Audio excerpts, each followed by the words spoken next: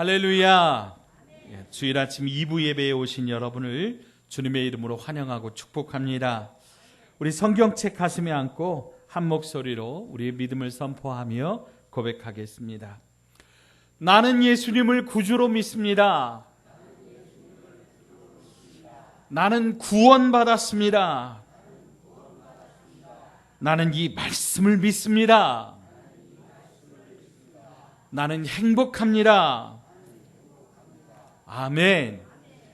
구원의 복된 소식이 여러분의 가정과 자녀들 위해, 직장과 산업 위에 풍성하게 임하셔서 복 주시기를 주님의 이름으로 축원합니다. 축원합니다. 축원합니다. 오늘은 우리 민족의 역사 가운데 절대로 잊을 수 없는 6.25 전쟁이 일어난 지 70주년이 되는 기념주일입니다. 이 비극적인 역사는 1950년 6월 25일 새벽에 김일성을 중심으로 한 북한의 공산군이 북위 38도선 이하 대한민국을 침략하면서 시작되었습니다. 그들은 탱크 한 대도 없고 전투기 한 대도 없던 이 대한민국의 땅과 하늘과 바다를 242대의 탱크와 52대의 장갑차와 210대의 전투기와 30정의 전투 함정을 앞세우고 침략했습니다. 1952년 7월 27일 밤 10시 유엔군 대표와 북한군 대표가 이제 판문점에서 휴전 문서에 서명하기까지 약 3년 1개월 동안 남한의 국군 18만 5천 명과 유엔군 3만 8천 명과 또 학도의원군 2천 명이 그렇게 죽임을 당했고, 또 북쪽의 인민군 29만 5천 명과 중공군 19만 명의 목숨도 잃게 되었습니다. 그렇게 총 71만여 명의 군인들이 6.25 전쟁에서 죽었고, 뿐만 아니라 민간인도 150만여 명이 죽었고 30여만 명의 과부와 20여만 명의 고아가 생겨난 우리 역사에 정말 잊을 수 없는 비극의 날이라고 하는 것입니다. 그로부터 70년이 지났습니다. 그러나 이 비극적인 역사는 여전히 해결되지 않고 우리는 아직도 그 상처에 시달리고 전쟁의 위협과 공포 속에서 살고 있습니다. 최근 이 북한이 남한의 탈북자 단체에서 보낸 삐라를 근거로 남북 연락선인 한 라인을 끊고 남북 대화의 상징적인 그러한 연락 사무소를 일방적으로 이제 폭파해버리는 그런 사건이 발생했습니다. 그래서 다시 남북 간의 긴장이 고조되고 있습니다. 사랑하는 여러분, 전쟁이 아직도 끝나지 않았습니다. 그런데 이 나라에는 6.25를 겪지 않은 세대가 전 국민의 85%가 넘었다고 합니다. 그러다 보니 6.25 전쟁이 피부로 다가오지를 않습니다. 관심이 없습니다. 그러나 우리가 지나간 역사를 다시 살피는 이유는 지난 과거의 실수를 다시는 반복하지 말자는 것입니다. 그러기에 오늘 이 6.25 기념주일에 우리는 우리 민족의 내일을 위하여 그 아팠던 과거를 다시 한번 되돌아보고 또 기억해야 된다 하는 것입니다. 70주년 6.25 기념주일에 하나님의 도움을 받는 나라라고 하는 제목으로 말씀을 함께 나누고자 합니다. 하나님의 도움을 받는 나라란 어떤 나라일까요? 과거에 있었던 전쟁에 대한 분석이나 미래에 일어날 전쟁에 대한 예측을 이야기할 때 가장 많이 이야기하는 내용이 군사력을 비교하는 것입니다. 즉 전쟁의 승패의 원인이 군사력에 있다라고 하는 거죠. 그래서 많은 나라들이 군사력을 증강시키기 위하여 이제 막대한 예산을 들이고 그리고 많은 그 자본을 들여서 여러 가지 정책을 세우고 집행하고 있습니다. 그런데 과연 군사력이 전쟁의 승패에 있어서 절대적 요인이냐라고 하는 거죠. 물론 군사력이 중요하지만 그것이 절대적인 요인은 아니다라고 하는 거죠. 왜냐하면 지금까지 전쟁을 살펴볼 때 전쟁의 승패가 꼭 그 나라가 가지고 있는 군사력에만 달려있지 않았던 경우들도 많이 있었기 때문입니다. 그런 전쟁의 예가 첫 번째로 우리 임진왜란에 있었던 명랑해전을 들 수 있습니다. 당시 이순신 장군, 우리 조선의 명장이지요. 우리나라의 그 이순신 장군이 12척의 배로 200여 척이 넘는 그 일본의 함대를 물리친 사건은 정말 세계 전쟁사에 있어서 유례가 없는 그런 명승부로 기록되어 있습니다. 또 그런 전쟁의 예가 1955년 11월 1일부터 1975년 4월 30일까지 있었던 베트남 전쟁에서도 찾아볼 수 있습니다. 미군은요, 막강한 화력을 앞세워서 베트남 전쟁을 치루었습니다. 우리나라도 1965년 지상군을 파병해서 이 베트남전에서 함께 싸웠는데요. 강력한 공군력을 앞세운 미군은 그야말로 융단 폭격을 하면서 강력한 최첨단 무기와 막대한 자본을 쏟아 부으면서 전쟁을 치렀습니다. 그런데 결과적으로 재래식 무기로 무장한 베트공에게 패하고 철수합니다. 결국 1975년 4월 30일 북베트남이 무력으로 통일을 하여 1976년 베트남 사회주의 공화국이 세워지게 됩니다. 또 다른 예는 1967년 6월 5일부터 10일까지 있었던 중동에서 일어났던 6.1 전쟁을 들 수 있습니다. 이집트와 시리아와 요르단을 비롯한 12개의 중동 연합 국가들과 이스라엘과의 전쟁은 객관적으로 처음부터 상대가 안 되는 그런 전쟁이었습니다.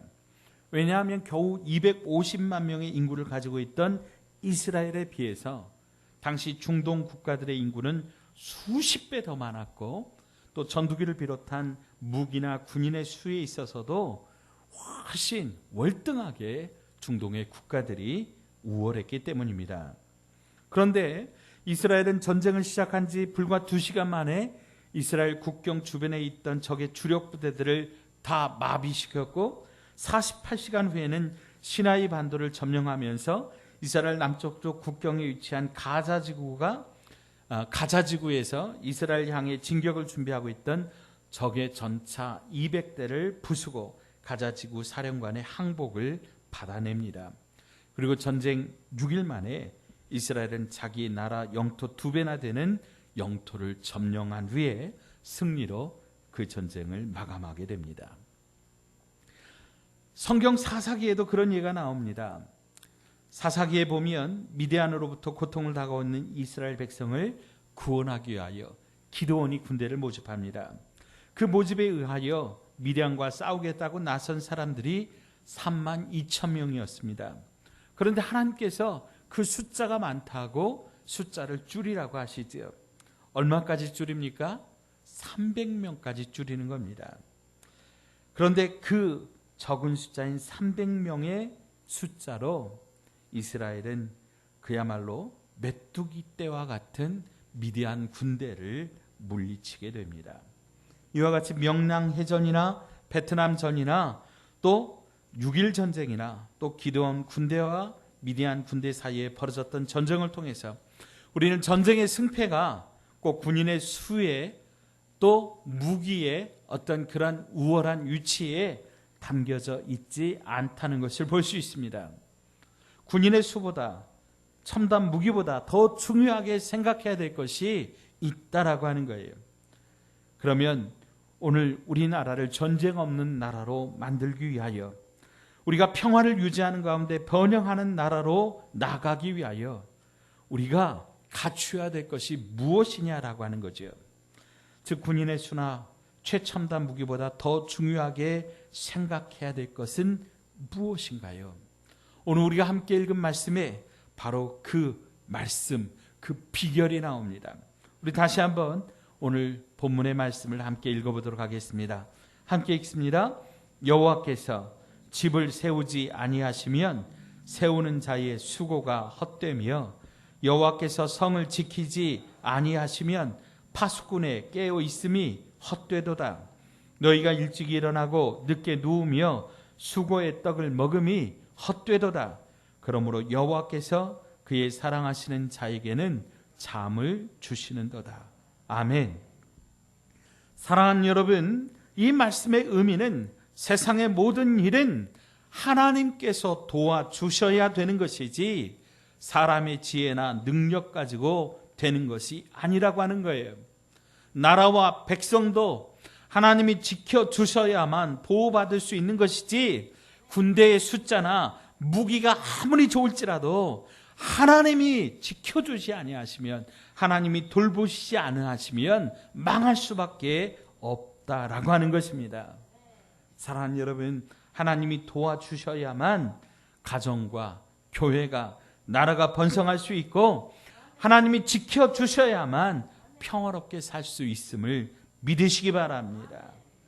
그런데 하나님이 아무 나라나 그냥 도와주시냐라고 하는 거예요.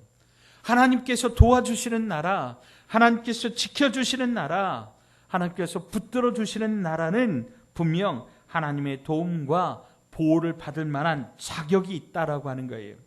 그러면 그 자격이 무엇입니까? 어떤 나라를 하나님이 도와주십니까? 첫째로 바른 애국 애족의 정신으로 사는 나라입니다. 앞에서 베트남전에 대해서 잠시 말씀을 드렸습니다만, 당시 미국은 베트남군에게 물자와 최첨단 무기를 공급해 주었습니다.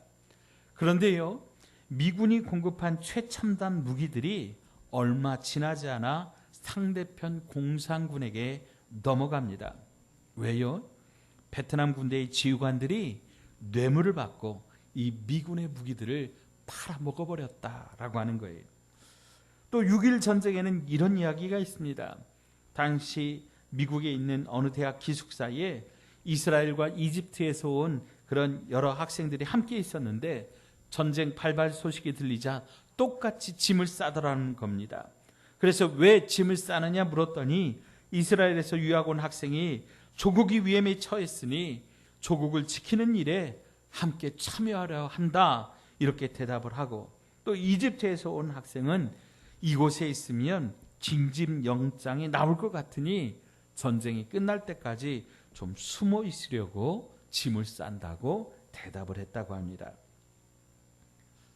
저는 6.25를 생각할 때마다 오늘 우리나라가 이렇게 살 수 있는 것은 기적이라고 생각합니다. 여러분 생각해 보십시오. 북한 공산군이 전쟁의 모든 준비를 다 갖추고 남침을 했을 때 우리나라는 그야말로 파죽지세로 무너져 갔습니다.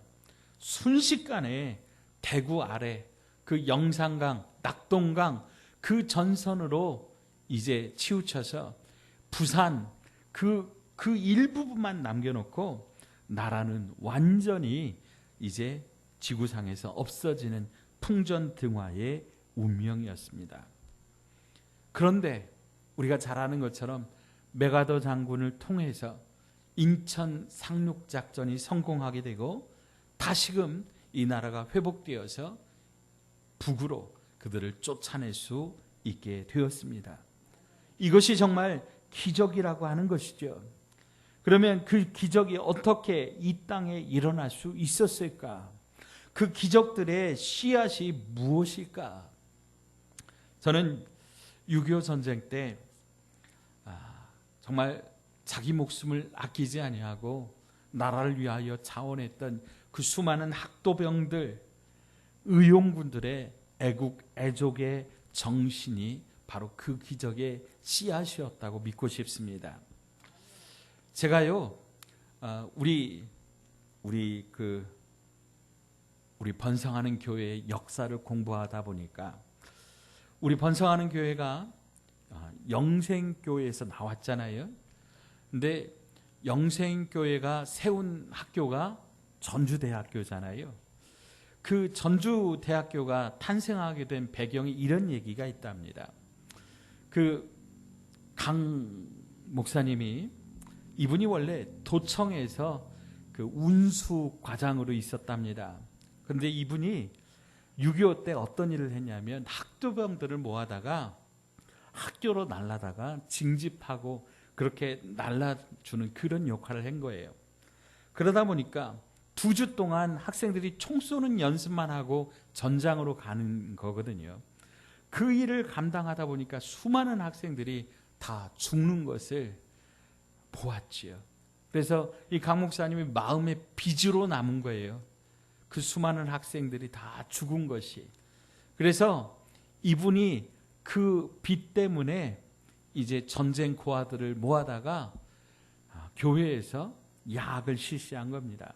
교회에서 그들을 먹이고 그들을 공부시키고 그들을 가르쳐서 이 나라의 훌륭한 인물로 만들어야 되겠다라고 하는 그런 빚진 자의 마음을 가지고 시작한 것이 영생 야학이었고, 그 영생 야학이 발전해서 오늘날 전주대학교까지 되었다라고 하는 이야기를 제가 보았습니다.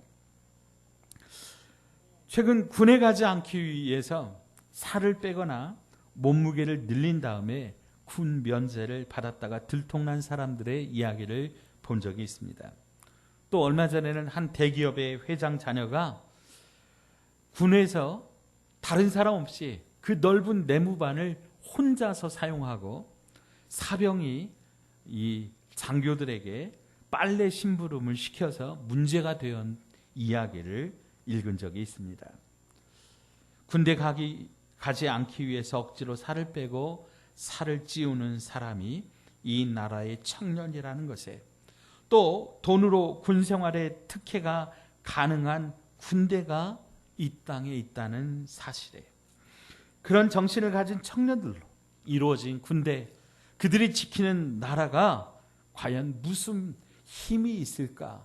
다시 한번 우리는 개탄을 금하지 않을 수 없습니다. 오늘 우리나라가 코로나19 바이러스 감염으로 경제를 비롯한 여러 부분에서 매우 어려운 상황을 접하고 있는데, 두말할 나위 없이 그런 어려움을 우리가 잘 극복해야 되는데, 그런 의미에서 우리가 이 국가적 어려움을 잘 극복하려면 무엇보다 우리 모든 백성들이 바른 정신을 가져야 할 것입니다. 그러면 이 바른 정신은 어디에서 나오는 것일까요? 저는 이 바른 정신은 기독교의 신앙, 믿음에서 나온다고 말씀을 드리고 싶습니다. 우리 기독교가 이 땅에 들어오면서부터 하나님 사랑, 이웃 사랑, 그리고 나라 사랑을 강조했습니다. 일제강점기 독립을 위한 애국 애적 운동이 바로 교회를 중심으로 일어난 것은 그 누구도 부인할 수 없는 사실입니다. 3.1 독립 만세 운동, 그 중심에 교회가 있었고 성도가 있었습니다. 하나님은 바른 애국 애족의 정신을 가지고 나라와 민족을 위하여 희생하려는 그러한 하나님의 백성들을 긍휼히 여기시고, 하나님께서 그들을 통하여 나라를 돌보시고 그들을 통하여서 나라를 다시 세워주신다라고 하는 것, 여러분 기억하시기 바랍니다. 자, 두 번째로는 철저하게 하나님을 의지하는 나라입니다. 1967년 중동에서 전쟁의 분위기가 두려워졌을 때 이스라엘의 승리를 예견한 군사 전문가는 아무도 없었습니다. 그러나 6.1 전쟁 때 이스라엘은 승리로 마감하였습니다. 이스라엘의 250만 명 인구가 몇 억의 중동 인구를 이겨냈습니다. 통계에 의하면 이스라엘 전투기 한 대가 적의 비행기 30대를 격추시켰다 하고요. 전체 국민 250만 명이 150만 명의 포로를 수용했다고 해요.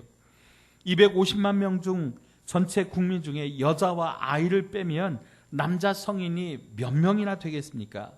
그럼에도 그들은 150만 명이나 되는 중동 국가의 군인들을 포로로 사로잡을 수 있었다라고 하는 거예요.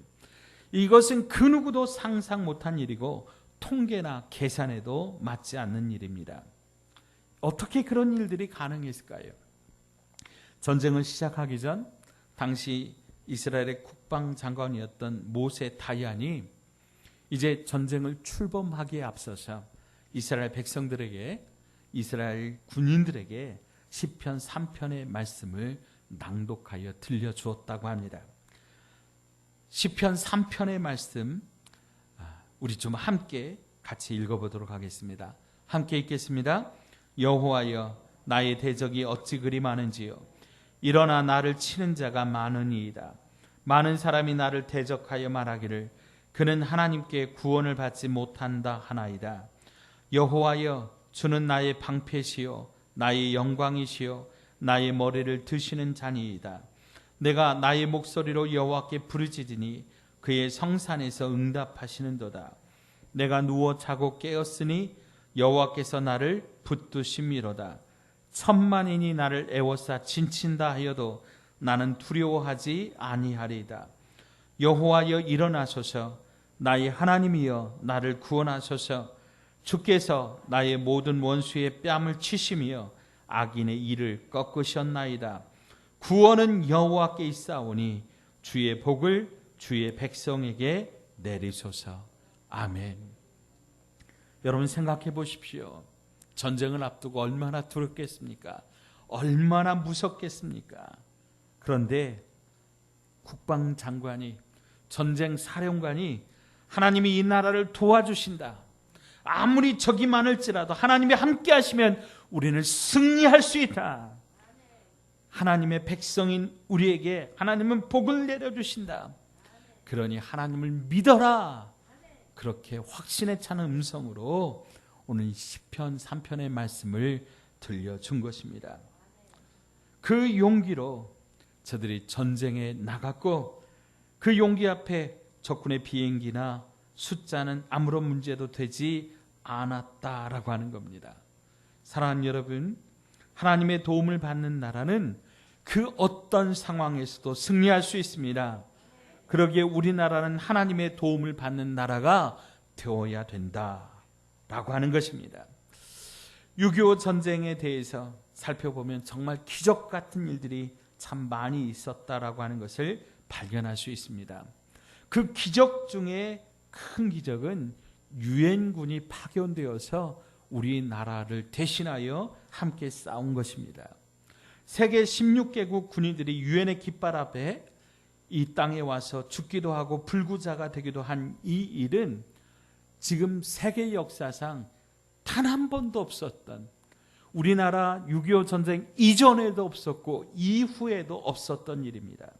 유엔이 창설되어 오늘까지 분쟁 지역의 평화 유지를 위하여 평화 유지군으로 파견되어서 그 지역의 평화를 지켜준 일은 있지만 실제로 한 민족이 두 나라로 나뉘어서 전쟁하는 전쟁터에서 한 나라를 적으로 삼아 유엔군이 함께 싸워준 일은 한 번도 없었다라고 하는 거예요. 그런데 그때 유엔이 그렇게 결정한 거예요. 특별히 그렇다면 유엔이 그렇게 결정하게 된 계기가 무엇일까요? 신앙이 없는 사람들은 그냥 넘길 이야기입니다만 여기에는 숨겨진 이야기가 있습니다. 당시 이승만 대통령의 부탁에 의하여 모든 목사님들이 유엔에서 그 결정을 하기 전날 밤에 함께 모여서 밤을 새워가면서 하나님 앞에 간절히 기도했다는 거예요. 하나님이 이 민족을 도와주시옵소서. 하나님이 이 나라를 구원하여 주시옵소서. 하나님 우리에게 은혜를 베풀어 주시어서 우리를 살려 주시옵소서. 그렇게 밤새도록 금식하면서 하나님 앞에 부르짖은 그 다음날 유엔 안전보장 이사회에서 유엔군의 한국 파병이 결정되었다고 하는 거예요. 사랑하는 여러분, 하나님을 의지하는 것이 진정한 힘입니다. 하나님은 하나님의 하나님 되심을 이 땅 가운데 보여주시기를 원하십니다. 그렇기 때문에 하나님을 의지하는 나라를 하나님은 하나님의 이름에 명예를 걸고 결코 버리지 아니하시고 그 나라를 통하여 하나님의 하나님 되심을 보여주신다고 하는 거예요. 그러므로 오늘날 우리에게 많은 어려움이 있습니다. 그런데 그 어려움들을 어떻게 극복할 수 있습니까? 6.25 전쟁 때와 마찬가지로 우리는 하나님을 철저하게 의지하는 기도로 극복할 수 있음을 믿으시기 바랍니다. 사방은 막혀 있어도 하늘은 열려 있는 것입니다. 오늘 이 나라의 어려움을 해결할 길은 오직 기도에 있음을 기억하고 우리 하나님 앞에 간절히 부르짖어 기도하십시다. 그러면 우리의 모든 어려움은 물러갈 줄로 믿습니다. 말씀을 맺습니다. 오늘은 6.25 70주년 기념주일입니다. 이날 우리는 이전보다 더욱 나라를 사랑하는 마음을 가지고 나라를 위하여 기도해야 되겠습니다. 하나님께서 이 나라를 지켜주지 아니하신다면 이 나라의 60만 군대로도 어림이 없습니다. 그리고 하나님께서 이 나라를 세워주시지 않으신다면 누가 대통령이 되어서 그 어떤 정책을 펼친다고 할지라도 번성과 부흥을 이루기가 어렵다라고 하는 거예요.